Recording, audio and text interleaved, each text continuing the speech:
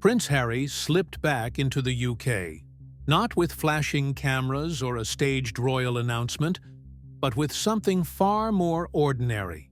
His phone, heavy with videos and photos of Archie and Lilibet.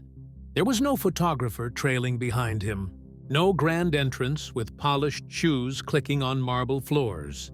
Just Harry, walking into the place he once called home, armed with nothing but memories, and maybe a quiet hope that something could be fixed. To the outside world, it looked simple, a man returning to see his father. But beneath that simplicity was something far more complicated. A story of strained loyalty, broken promises, and an unexpected crack in the wall Meghan Markle had built around their life in California. Because as Harry smiled, Meghan's nightmare was quietly beginning. After years of bitterness, lawsuits, and tell-all interviews, Harry finally sat down with his father, King Charles, for a rare meeting inside Clarence's house. 55 minutes. That was all it took to reignite whispers of reconciliation.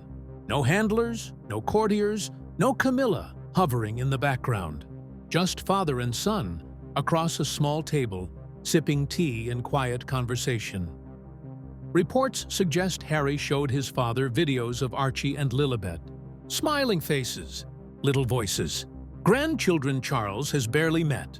And for a man who spent a lifetime shielding himself with royal protocol, the sight of his grandchildren, even through a phone screen, must have cut deeper than decades of ceremony ever could. It wasn't just tea. It wasn't just small talk. It was symbolic, a statement. For nearly 2 years, Harry and Charles hadn't shared a moment like this. The reunion was powerful enough to stir a side of Harry we hadn't seen in years. He wasn't defensive. He wasn't angry. He wasn't distant. He was smiling. He looked like he belonged again. And that's exactly what made it so messy. Because for Meghan, this was never part of the plan.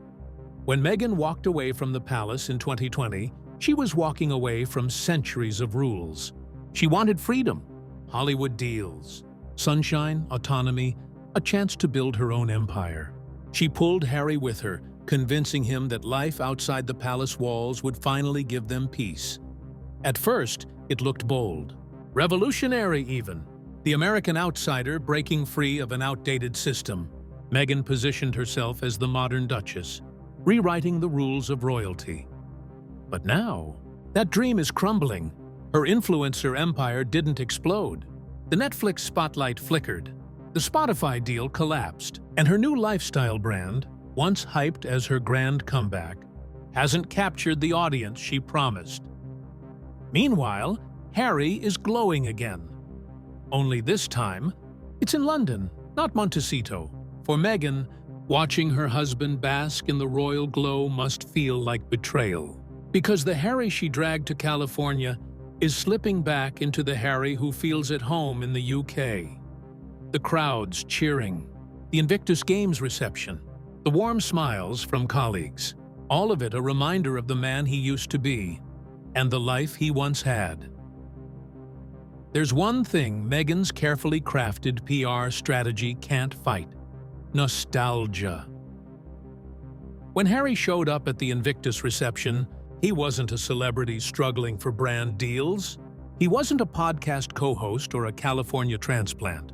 He was Prince Harry, the man who served in uniform, the man who hugged strangers in crowds, the man the British public once adored, and the crowd remembered. They welcomed him like an old favorite, cheering, smiling, pulling him back into a role that Meghan thought they had escaped. Because no matter how many brand launches or Hollywood pitches Meghan tries to push, there's no replacing the centuries of legacy Harry carries with his name. That's the part that stings. For years, Harry refused to bring his children back to the UK without proper security. He even launched legal battles to regain royal protection, fights that widened the gap between him and his father. Security became the perfect excuse, an iron shield Meghan could rely on whenever talk of returning home came up. But now, Harry himself is softening. His words, "Life is precious. I don't know how long my father has," signal a shift. This isn't just about safety anymore. It's about time, about legacy, about forgiveness. The security wall Meghan once depended on is crumbling, and with it, the future she built in California is beginning to crack. Make no mistake, Harry's 55-minute tea with Charles wasn't casual. Sources reveal it took months of quiet planning, aides whispering, schedules adjusted, every detail worked out to keep it secret. No photographers were tipped off, no public announcements made, not even a single official photo. That's how delicate the meeting was.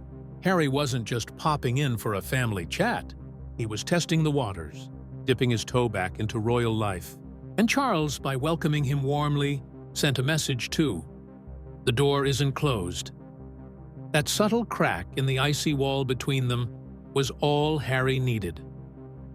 While Harry walked the streets of London, Meghan stayed behind in Montecito, surrounded by luxury but isolated. Her days filled with brand relaunches, Zoom calls, and endless efforts to prove she could succeed outside the monarchy. Yet no matter how many hours she puts in, the results don't match the vision. The brand struggles to take hold. The media presence feels fragmented. And while she pushes harder, Harry is in the UK being embraced like a long-lost son. That contrast isn't just professional, it's personal. Because Meghan built their new life on the belief that Britain had turned its back on them both. But Harry's smile proves something different. The UK never turned its back on him. He never fully turned his back on it. What complicates everything is family. Harry isn't just a brand. He isn't just a headline. He's a son who still wants his father's approval, a father who wants his kids to know their grandfather, and a man who realizes time is running short to heal old wounds. At Queen Elizabeth's grave, at Clarence House, at Invictus, Harry felt something he hasn't felt in years: belonging.